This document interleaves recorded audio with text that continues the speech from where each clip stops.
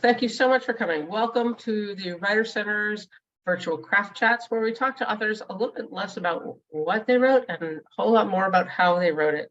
I am thrilled tonight to talk with Nyani Nkrumah, who I met, you can talk about it soon, through happenstance, who wrote this incredible book, Wade in the Water. Let's start with, okay, so I will be taking your questions. I have glasses, so I can look at craft chat at the chat window. If you want to put the word question in caps in front, it will help, but I will get to you anyway. I'm looking forward to hearing not just my voice, God knows I love it, but from you as well. So I would love to hear you read some of your fabulous book. Very happy to do so. Thank you so much for inviting me to Writers Center. I mean, it is amazing. I have used it throughout the years. I mean, the 6 years that I used to write the book, I have been to your center, I don't know how many times. So thank you as well. So I'm going to read the first chapter. Ricksville is set in Ricksville, Mississippi, summer 1982. There weren't many people I loved when I was 11, but I loved Mr. Maccabee. I knew he couldn't be my daddy because he was too old, but I always thought of him as my granddad, even though I'd never had one. Mr. Maccabee said his blindness gave him the second sight, that he could see deep into souls. I didn't believe him one lick. I go to Sunday school, I would say sharply to him. Only God sees into souls. He would grin back at me, his partly toothless smile reminding me of my 7-year-old cousin, Devin. I ran all the way down Ricksville Road to get to Mr. Maccabee's house at number 2, feeling the last memories of school fade with every step I took. I wanted to keep that feeling going all day, so I dawdled by Cammie's house, wishing she hadn't gone away to her father's somewhere up in Indian Reserve country, and dodged around that half-naked crazy Sammy who shouted obscenities at anyone who came within his sight. Finally, I was at Mr. Maccabee's.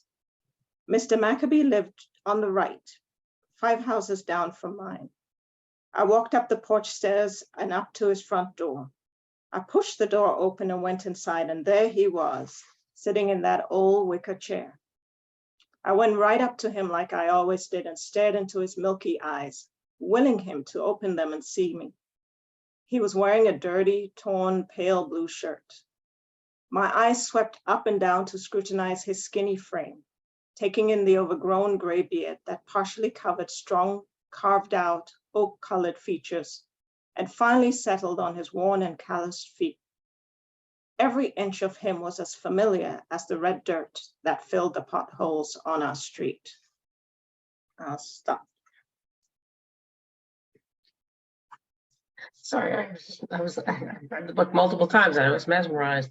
So, okay, so let's start with a couple of standard Writer Center virtual craft chat questions. In your own words, who the heck are you? Well, as you know, my name is Nyani Nkrumah, and I'm the author of Wade in the Water. I would say, just a bit about my background. I was born in Boston, raised in Ghana, and at the age of 15, we flew 6 hours south to Zimbabwe, which is right next to South Africa. I'd say there are 2 interesting facts about my family. One is between my mother and my father, we come from about 5 different countries, meaning, made up of 5 different countries. And the second fact is that my grandfather came from Ghana to America in the 1930s to study at Lincoln University, which is in Pennsylvania. And it's one of the historically Black universities. And then he returned and subsequently became a world-famous politician and president. Personally, I would say that I am certainly not an extrovert, more an introvert, very into reading. I love book clubs. I was in a book club for many years. I work for the World Bank in Washington, D.C., and I've done so for more than 20 years. So I travel a lot, seeing exciting and not so exciting places. And then, yeah, that's it. As I said, the Writer Center for me has been truly an amazing resource. That makes me very happy. And before we dig in on the craft of your work, I just have a question. So you have, I don't know, 80 billion degrees? And I'm just curious, in what do you have your PhD or your master's? It's actually in natural resources. So, you know, I'm the classic environmentalist, forestry, fisheries. So that's what I do at the World Bank, climate change, environment. Yeah. Okay, so we're going to go off script. How does your education inform your writing? We'll dig into the book in a minute, but Oh, that's just so interesting. asked me that before. And I would say, I don't know whether there is a exact link between you know, it's very separate, my writing. It's more like my hobby, something that I do and I love. I would say in the book, however, I paid a lot of attention to the geographic scenery around Ricksville, the dirt roads, the rivers, and I would say that came from my environmental background, and also the trees, a couple of things about the trees. But other than that, I can't say that there is a natural link between the two. So that's so interesting, because when we started this chat in the few minutes beforehand, in the green room, as it were, I said to you that when I pick up your book, there's some way it just feels sort of like I'm coming home, which I'm not. I'm not familiar with any of these places, but now I get it. It's you have an understanding of the natural environment and you have woven that into your work. Is that fair to say? Yeah, I would say that. Yeah. Okay. So what you've been on, book tour, talking to people. So what is there that you wish somebody would ask you about your work, about this work, about your writing practice that no one has? What haven't you gotten to speak about before? I would say most people hone in on the racial issues and the colorism issues, which are very pivotal in the book. Nobody really talks to me about the lighter moments and the more humorous moments in the novel. And sometimes I wish they would, because I say, well, Ella is a 12-year-old and she's precocious. She's sometimes funny. She is. Yeah, and so, once in a while I would like, a question about that. I really liked one particular chapter where I talk about Miss Robertson. She's a woman that is trying to cook her way into Mr. Maccabee's heart, and Ella really detests her. And so that's a funny moment in the book that I wish I'd had more chance to talk about. But other than that, people have basically covered so many questions. So. Oh, but wait, I've got some new ones for you. No, I know, you simply do. I've seen your questions are definitely quite different, which has been interesting and good. But we're here to talk about how you wrote this incredible book. Right. And if you want to know about that fabulous chapter, buy the book, buy the book, buy the book. Okay, I know you have questions. I'm going to talk for a little bit more and I'll start getting to those. So let's talk about the novel structure. So, all right, why don't you describe it for everybody? Well, I mean, like voices and timing and yeah. Oh, okay. I was going to talk really about the actual putting it together in terms of being a structure. I don't really think I certainly didn't have a structure to begin with, because I kind of write through feeling and through emotions. So I focus on the characters rather than the actual, like what the plot line is, what the climax is, what the ending is, how the characters all mesh together. I don't start out that way. I mostly start out by looking at who these characters are. So Ella, for example, she's been in my head for many years as this 11-year-old girl trying to find herself. And so excuse me, for people who haven't had the joy of reading your book, can you tell us who Ella is? Okay, Ella is one of the main characters. She is an 11, she turns 12 in the book, year-old girl living a very complicated life in rural Mississippi with a family that is quite atrocious, as you will find when you read it. And she develops this friendship with she's Black, and she develops this friendship with a white researcher from Princeton, Catherine St. James. So the novel delves into the nature of their friendship within the setting of this town and the people in the town. So as I was saying with Ella, I just felt that I had to develop her character very well. So I focused on her feelings, her emotions, and who she was.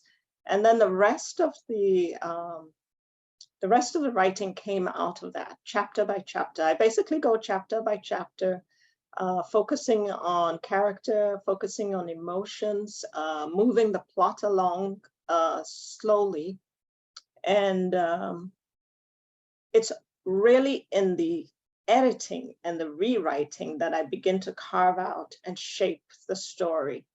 So a lot of what you see in the interconnectedness and the plot development, that has come out of, this big mess of, feelings and emotions. And I just start to drill down and carve it up. It's very hard to explain, but that's how I approach the story. Okay, so no, you were explaining it perfectly. So let's take a step back. So you've got the story through mainly two voices. You've got Ella and Missy and James, a young Black girl and a young poor Black girl, and an educated white woman. And there are other factors in play, but those are the main narrative threads, right? The main voices. So I am so interested in how you got into each of those shoes. Yeah. In terms of writing, how do they fit? In terms of our writing, well, if I'm writing from a child, I wrote from Ella's perspective, it wasn't that difficult, simply because I have done a number of short pieces and they're all children's novels. So, the innocence of children, the feelings, meaning, they do have very strong feelings at some point.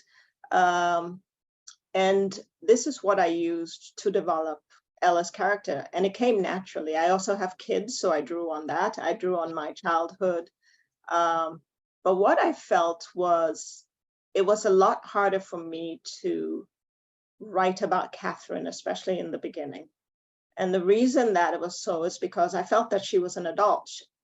When I wrote her character, she had basically just stepped off the pages into Ricksville. And after I developed the manuscript, the first draft of the manuscript, I of course sent it out to readers to take a look at. And I kept getting the same feedback, that they didn't really have a sense of who Catherine was as a person. And this is what led me to go back and start to rewrite. And I finally made up my mind that it's actually, when you're a child, you're able to access your feelings and your emotions and your character the best. And so I started to write about Catherine as a child, when she was 5 to the age of 15. And those parts of the novel are what forms the flashbacks into the 60s and the 50s. And then I integrated those sections into the novel. So that's how I merged them into the rest of the novel. But what it did was it allowed me to really get a good understanding of Catherine and who she was as a person, that could take the novel forward, and also allowed readers to be able to really understand her. And that's important later on in the story, when you see, what happens in her life. For me, I think Catherine is the mystery about the novel is really about who is Catherine.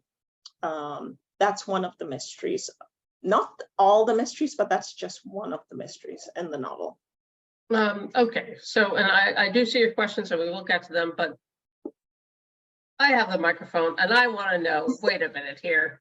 So wait, so you wrote as a Black child, a white woman, so you're writing different ages, different races, but one of the things that's kind of blew my mind among the things was, so each character, you talk a lot about racism and classism, and there's a lot of educating that goes on among the characters. Mhm. How did you manage to give, I blanked her name, Ella, an understanding of the civil rights movement and have her still sound like a child? Oh, well, when you look at it, you see that Ella's voice really talks more to colorism because that's what she experiences in Excuse her. me, I'm sorry, what do you mean by colorism? Oh, okay. Colorism is, I would say, where the shade of the color you are matters. And when I'm talking about colorism in Black communities, there is a dark-skinned Black person and a lighter-skinned Black person. And all of this coming from, slavery days does have meaning.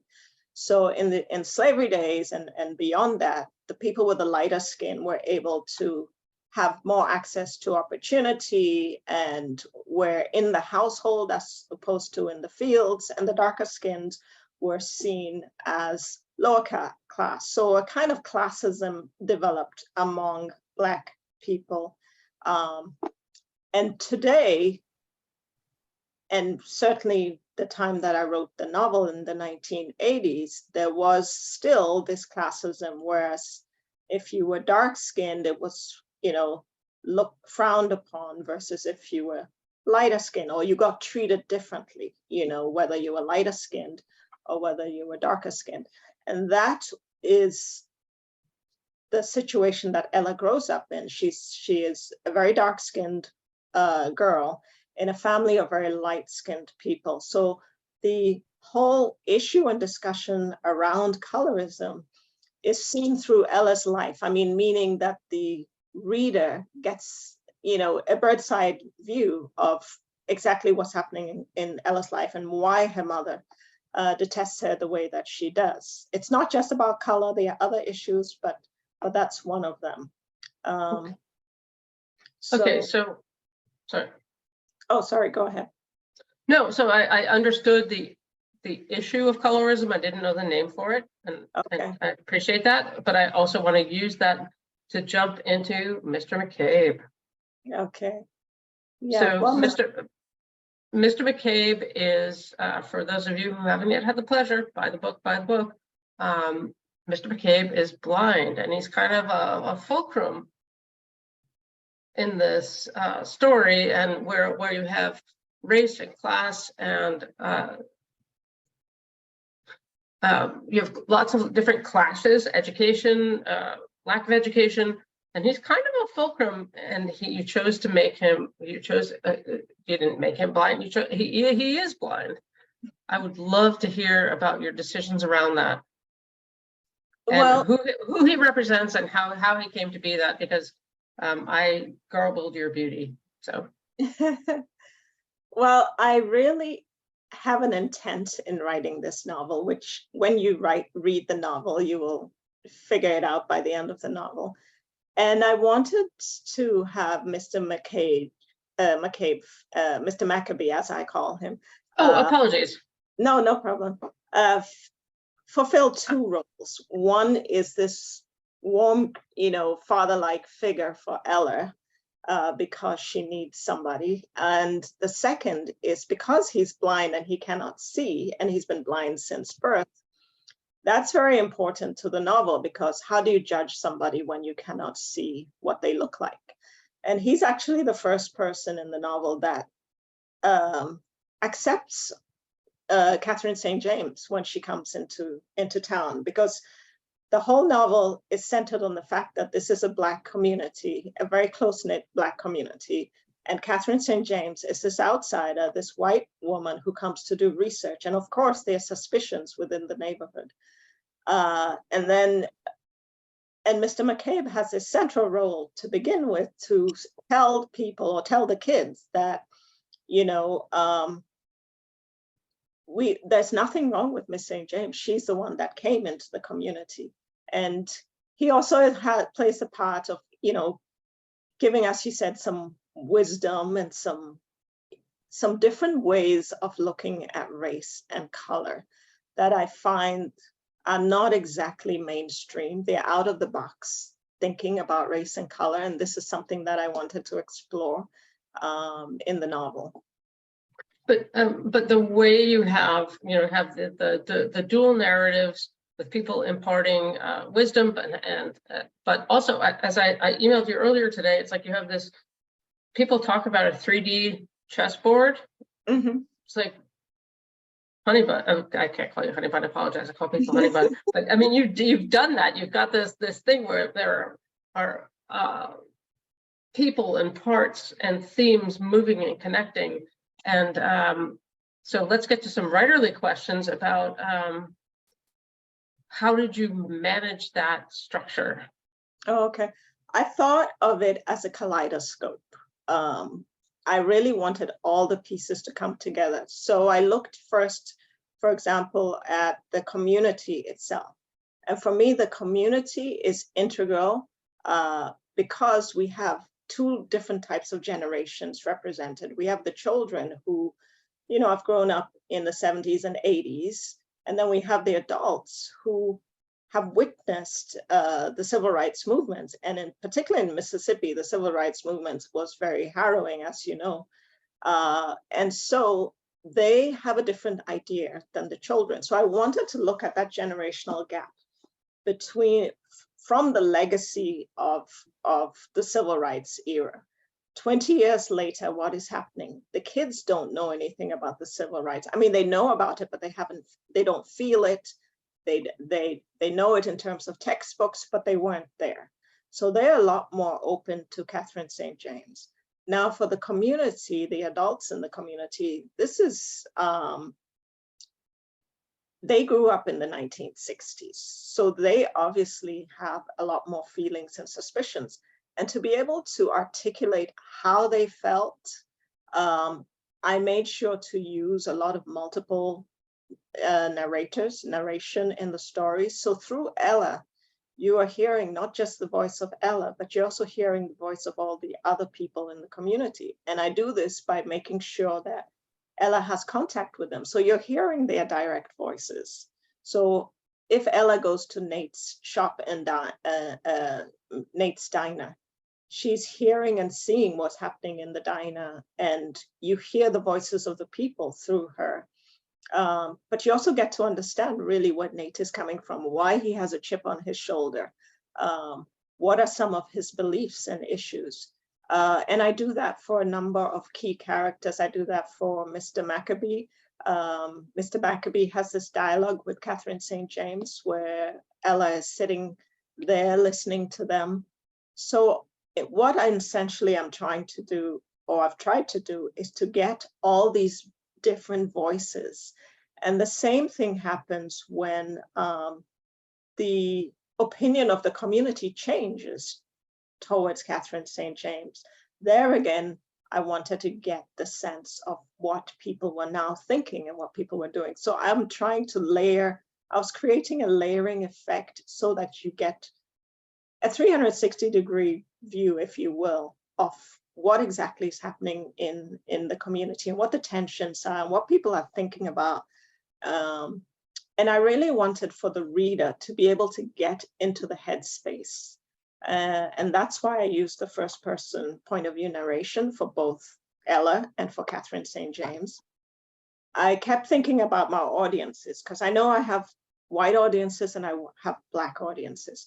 And I really wanted to make sure that each one of them could get into both the headspaces of these two characters and really understand what they were thinking and, what their motivations were, what their feelings were. So that's how I worked it through to create this kaleidoscope, I would say, of voices. Oh, okay, so my head is exploding with questions. And I'm going to give one more of mine, and then I'm going to jump to the chat. But let's hit that third rail. You wrote white voices, Black voices. There's a lot of discussion in the literary community about whose story is it. How did you approach writing from a white perspective? I think actually that's an interesting question. I haven't had it before. I would say that, I know that's a great question. I would say that for me, it's very true. There are not many people out there that are Black that write either from a white person point of view or write about white people. I mean, the converse is much truer in the sense that yeah. you have that. Yeah. I mean, dating back to Shakespeare and Othello, and then more recently books that I actually really love, which are, you know, The Help, The Secret Life of Bees, and then recently I read The Invention of Wings by Sue Monk Kidd, and all of those have, you know, white people writing about either from a Black point of view or about Black people. And I actually I don't think readers have any problem with that. I mean, my only problem is that even though I love the books, what I didn't like was the stereotyping of the type of Black person. They're either nannies or slaves and, you know, part of my comments, you know, about that would be, you know, why can't we do something else, you know, other than stick to these, you know, these roles? And that's partly why I like this novel, this series of novel. I don't know whether any of you of the viewers have watched it, have read it, which is the First Lady Detective. What's it called? It's called it's set in Botswana. It's the #1 Ladies Detective. Oh, yes. Yeah. And I love that series. It was actually, I didn't realize that it was written by, I thought it was written by a Botswanan, but it was written by a older Scottish white guy. And, but I find that novel, those series of novels are truly, I would say that they're really authentic because they present real characters. So there are characters there that are, you know, they're nuanced. There are people there that are good. There are people there that are bad. There are people there that are lazy. There are people that are hardworking. So I feel that there's not so much sugarcoating in the roles. He just lets the characters play out.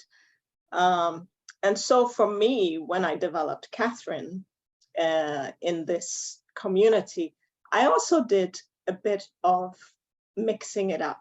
I made sure that the white characters and the Black characters, you couldn't tell by the race whether they were good or bad, or so it's truly mixed up. And that is part of the message that I am sending across, that one has to often look beyond race. And so for me, in terms of writing as a Black person writing about a white person, I think as long as you do so with the right research, appropriate, you know, sensitivity, and making sure you're not you know, you're eradicating stereotypes rather than playing to the stereotypes, then yeah, I feel that people can write about, you know, whatever they want. But that's just my opinion. So I'm sure there are other. I mean, you did it beautifully. And I mean, I would not like to think that all I could write is, you know, middle-aged white Jewish women, but right. You know, but did you have a variety of beta readers? And now then we're going to go to the questions for real. And thank you for putting the word question ahead of it, people. I had cataract surgery this week, so very much appreciated. So did you have a variety of beta readers in terms of, you know, race, gender, ethnicity, height? Yes, I did. I mean, I can't say I had a plethora of beta readers, but I did have Black and white readers that read it. And they all gave me feedback, which was very useful, which I did incorporate some of it into the novel. So yeah. I mean, that is so hard when you're writing and you ask for feedback and you receive the feedback, but just all those voices, right? All those voices. Yeah. It's very hard to figure out what to keep and what not to keep. Yeah. Just listen to mine from now on, just mine. Yeah. So question from the chat from Nikki. How much did you find yourself researching details? A lot in terms of the historic parts of the book. I knew that. Excuse me. What do you mean by the historic parts of the book? Because there's the history that you in part, but there's also the setting. So, well, yeah. So, I mean, so there are two different aspects. I would say I had to research for Catherine St. James, the background that she came from. So she came from a particular background. Her father was a farmer. So I had to research all, those aspects of being a farmer, what kind of crops he may have grown, who was on the farm, how the labor worked. So all those parts I had to research. And then within the story, the novel, is another story, as you know. And that is a story that is a reimagining of a tale that everybody knows. It's a historic element. It's something that you would read in your history books. And I had to make sure that I had all the facts straight. So that was some research. And then in terms of the actual setting, yes, I had to, because Ricksville is a fictitious town, but I had to make sure it looked like a Southern town. And then Philadelphia, which is the other town, in Mississippi that is in the novel, that town is a real town. And I first visited it online and I looked at, photos from 1960s to 1980s, and actually for recent photos to look at, how does the setting change over time. And I was actually very surprised to find out that in these small rural communities, not much changes. There's not a whole lot of construction. So the blueprint is still very much the same. And then, of course, I went to Mississippi and visited all these sites, spoke to people to understand the context, because obviously I'm not from the South. I visited a number of places in the South, but I really wanted to get an understanding of the context. so okay, so I want to dig in for a moment on the craft of research. So picturing you're internet researching, you're doing all these things. How do you what do you do with your data? Do you have Excel sheets? Do you have sticky notes? Do you have a sentient dog? I don't know, Oh, no. Well, it wasn't that complicated for me in the sense that I just took a lot of notes and photographs and photograph sections of, of books or things I found on the internet. I got some documents from the Mount Zion Historic Church in Philadelphia. They were one of the churches that was burnt down and started a whole, it started basically a whole movement. But so they gave me some of their documents and a book that was very useful that had a lot of archival documents. So yeah, so that was basically it. I didn't really go into spreadsheets or, all of that. So did you research before you wrote or as you wrote? I researched as I wrote, because I'm the type of writer, I don't actually plan anything out in the beginning. So as I go along, I stop. And this is why the book took six years, because I have a full-time job, and really how I wrote it was in little bits and pieces. And I had the time to stop and do the research and then come back to it. And I didn't write every day. I may have written, I'm not even sure. There were some times maybe for 2-3 months I would not write. But for me, as I've said before, that was a very interesting and for me a very good part of the process, because it allowed me to review my work with the distance that I needed. So I could go back. Yeah, and that actually worked very well for me. So that's actually the next chat question is, how did you get started in writing? Did you always write? Are you writing and working at a full-time job? So yeah, this is just basically about, because there are the people who say 1,000 words a day, you have to write every day, you don't have to write every day. So it's really just about how you got this done. Yes, I mean, which you sort of answered already, but I did. And I have been writing for a long time. It's just that this is the first thing to make it to publication. So yeah. So April put early on that the imagery is very lush. And that, I think, was a reflection of our talking earlier on about how I find your book just so comforting, because all right, I'm going to say this. It has a strong sense of place.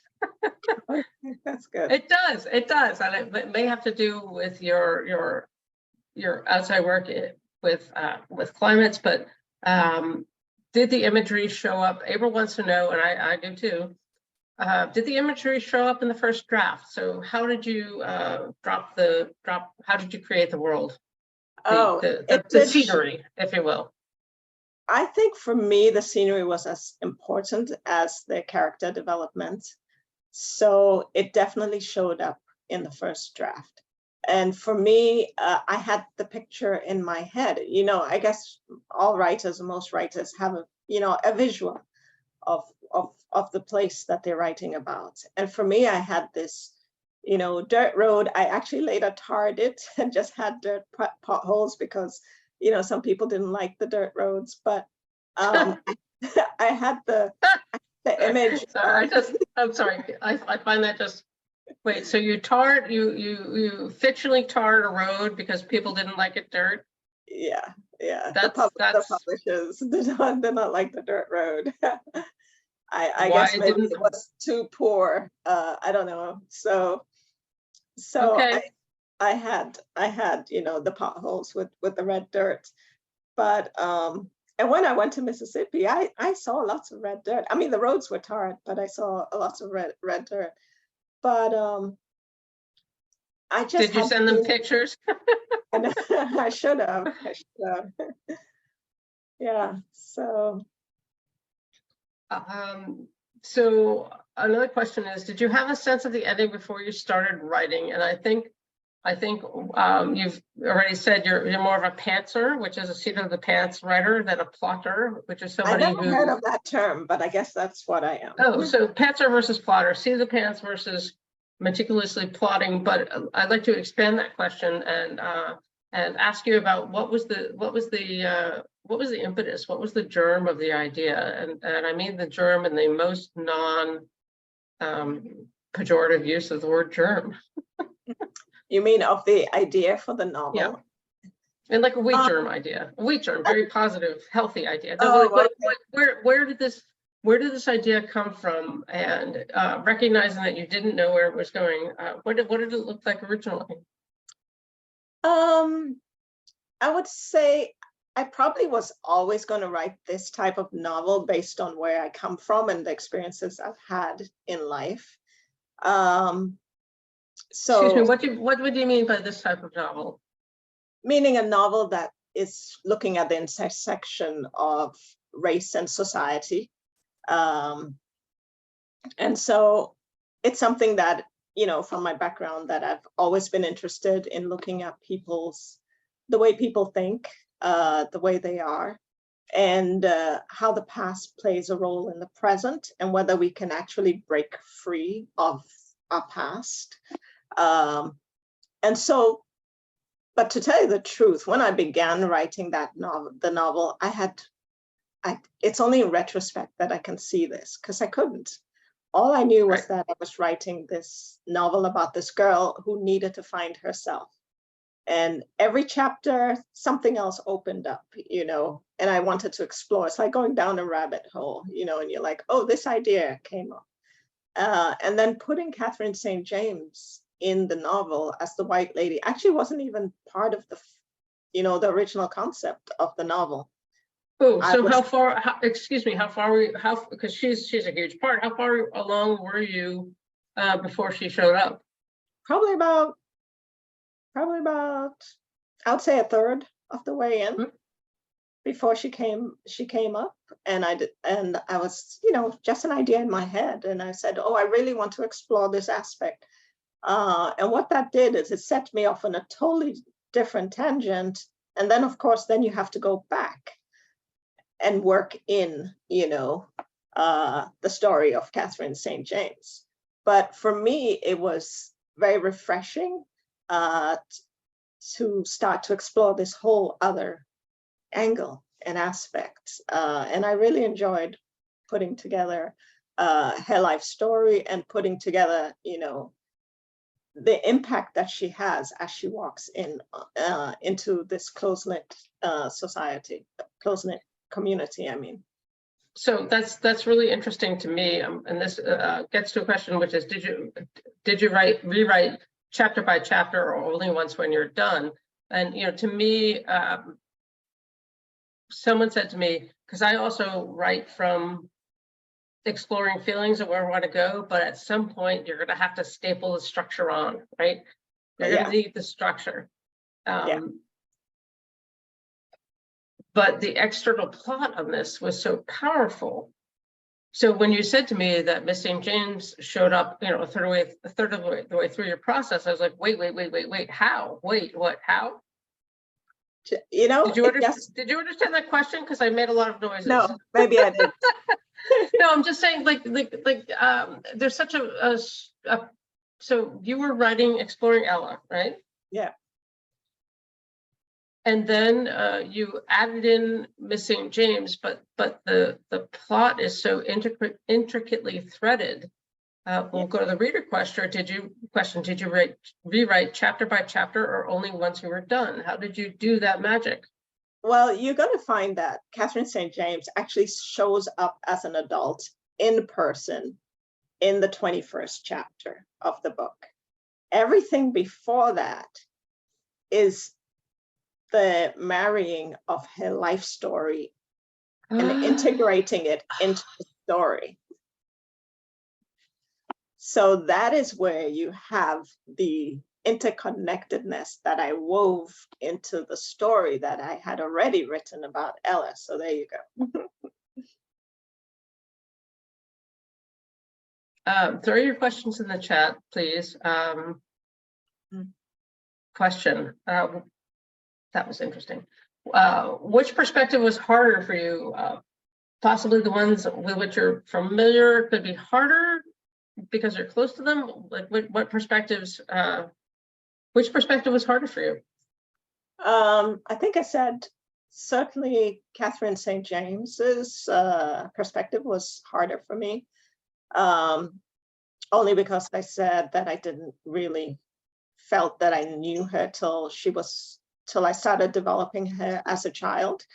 The perspective for her as a child was easy for me.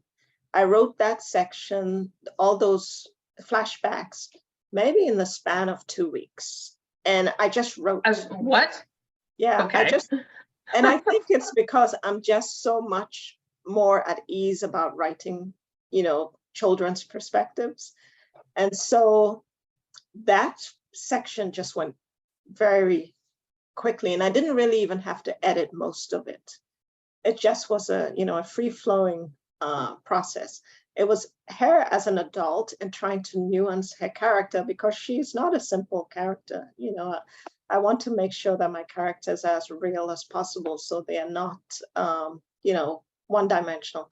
So just nuancing her character and developing that story into the person that she has become after the childhood that she experienced, for me was pretty difficult. I had to keep going back and thinking about it and editing and changing. And then people's perspectives too, getting readers' input into that was important.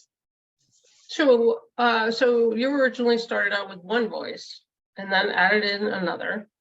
So I personally tend to gravitate towards, both in my own writing, but also in what I love to read, multiple voices. So what is it about that structure of having different perspectives in the reader's head that you find so compelling?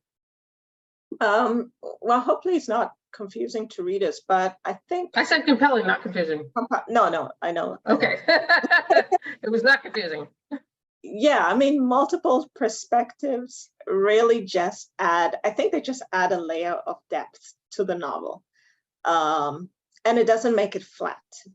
So you're hearing different voices, and you're hearing not just the story of Ella from her perspective, you're also hearing the story of, as I said, Ella's mother, Ella's father, Ella's brothers and sisters, who all contribute to the story in one way, shape, or the other.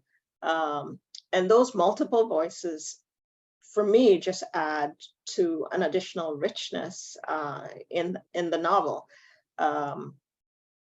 And that's why I included them. I think the novel would not have been as interesting if we just had Ella's voice and Catherine St. James' voice. The people in the community really, for me, had a real role to play, as they would in a close-knit, rural community. Maybe not so much in an urban setting, you wouldn't have that, but definitely I felt in a close-knit rural community, you have the gossips, you have people, Right, but one of the ways that you did that was, by the voices in the diner that Ella reports, right? Yeah. I like that. Yeah, there's one particular scene where I think it shows this multiple perspectives, is when Catherine St. James walks into a diner to talk to Nate. And she wants to talk to Nate about her research because she needs to interview a number of people in the community. And she comes into the diner not really expecting anybody to be there because it's like 4 o'clock in the afternoon. And she walks in and she's very well dressed all the time. And she walks in wearing, a red outfit, a black belt, her pumps, and she walks in. And what she doesn't realize, as soon as she opens the door, she sees this sea of working class people. And there's so much bustle and hubbub in the air. And she immediately feels, first of all, she feels that, oh, she's different, she's white. And then she also feels that she's overly dressed. And she's standing there and she really wants to leave, but she can't, because, she really needs to also interview these people for her research. So she comes into the room. And what happens and what transpires after that, you hear everybody's reaction. You hear Ella's reaction because Ella hears it from her friend, Cammie. Mr. Graves has gone around on his, he goes down from house to house trying to get, some whiskey. So he spreads whatever his perception is of that incident. Nate himself also talks about that incident. So what I'm trying to get is a whole, all these voices talking about, the same thing from different perspectives. They're not all necessarily saying the same thing. But for me, that actually adds to the richness of the dialogue.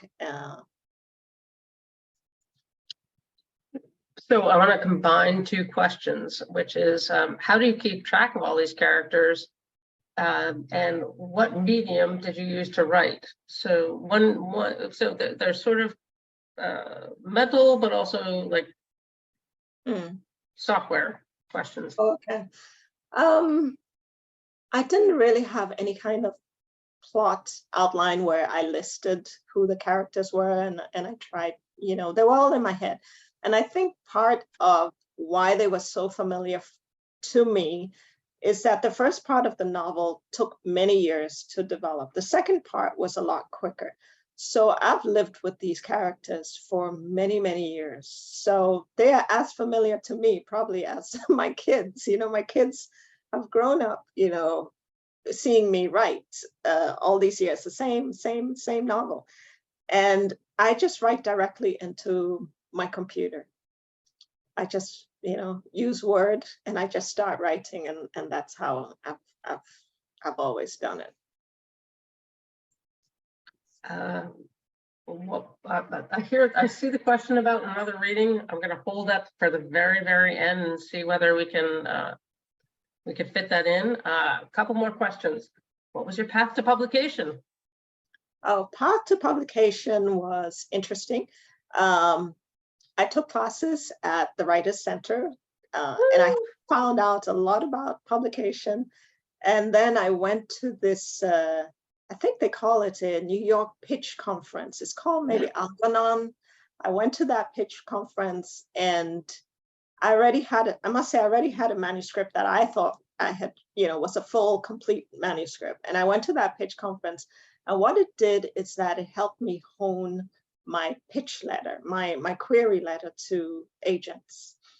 And then, so that was fully fleshed out. And then I went back home and I used Query Tracker, and I listed my A-list agents. I went into Publishers Marketplace to find out which agents were actually agents that, had sold books. And I got a list of A's and B's and C's, and I started sending my query letters to 10 at a time, because I felt that if I didn't, get a good response, then I would adapt my query letter slightly. So that's how I did it. And I made up my mind that I would query 100 agents, and then I would stop. And I think the agent that I got was probably around 60s, in the 60s. And I'm actually not quite sure how I got her, because I think I'd sent my work to another agent who had then forwarded it to her, because then she called me and said, I want to represent you. And then I sent her the manuscript, and she is an amazing, very experienced agent. And she actually worked with me on the novel for quite a while. She's the one that gave me feedback, and I continued to write and hone the novel before we sent it to different publishers. And after that, it was pretty quick. It was a few weeks before we got a interest. So I mean, 60 sounds great. 100 agents sounds realistic. Really? That's yeah. I mean, just based on my perch at the Writer Center. So, gosh, we could talk all night. All right. This is actually okay. Did you have a lot of pressure to build a social media presence? And I think that's really interesting, because for a while it was for nonfiction you needed a platform, but now I'm seeing a lot of pressure for fiction writers as well. What was your experience? I don't think I had a lot of pressure from the publisher. I had more pressure from a couple of people that were friends of mine that were authors that said it was a good thing to have a social media presence, and just from other voices around me. The publisher didn't press it, the agent didn't press, and I was actually pretty not very social media savvy. I've really just been on Facebook, and the Facebook is pretty close to my friends in particular. So I had to open up an Instagram, and I hired somebody to construct a website for me and make updates to that website. But I'm still not on, maybe I posted one thing in Twitter. And TikTok, no. So I'm still not very, very savvy. No, I know. I said to one of my children, I said, I saw a TikTok on Twitter, and my child said, I don't even know who you are, Mom. I know, my kids are always like, right, so, I have to ask them so many things, So, okay, one more question from the chat, and then one wrap-up question, and then just so much gratitude. So this is interesting to me, and probably hopefully to you. Is there any part of the book that you were able, so did an agent or editor ask you to change something and you were like, no, not that? Let me think. So anytime that you sort of clashed and said no? Yeah. I wasn't actually asked to do a lot of, big changes. And in fact, the publisher the only thing the publisher asked of me was to take out a chapter. And that chapter was more about Ella and her with the friends. And I think he thought that had already been well explored in the chapter, and I took it out. Other than that, the publisher had nothing else to say about, sections to take out.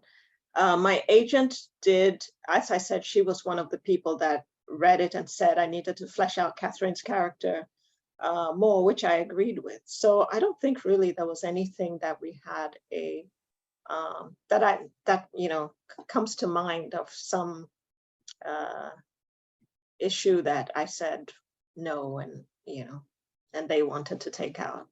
I mean, it was more around, I would say, the things like the title of the book, the the color scape of the book. That's when we got into the minutiae and the difference of opinions and the back and forth. More about that than the actual book itself. So we are at the last minute of our time together. Mm-hmm. Gosh darn it. So final question. What is one piece of advice you have for writers who are just starting out? One piece of advice. I would say that you should write whenever you feel like writing. That's my experience. And don't stress when you cannot write every day. Because for me, I just snatched moments. It could be in an airplane, in a hotel, whenever I felt like writing. And so writing never felt like a chore to me. It was just something I was eager to get back to doing. So I think that might be useful for some people that, feel the pressure of writing every day. That's a wrap. Thank you so much. Thank you so much. If somebody who is not me could throw there we go. There's the book link one more time. Buy the book. And then I am amy.freeman@writer.org. You can write and thank me for sending you to read this book. Thank you so much, Amy. What an absolute pleasure. I'm so glad you came in the Writer Center that day. Yes, and I have to come back, so I'll see you in person. Oh, we have events coming up. Thank you. All right, check our website. Thank you, everybody.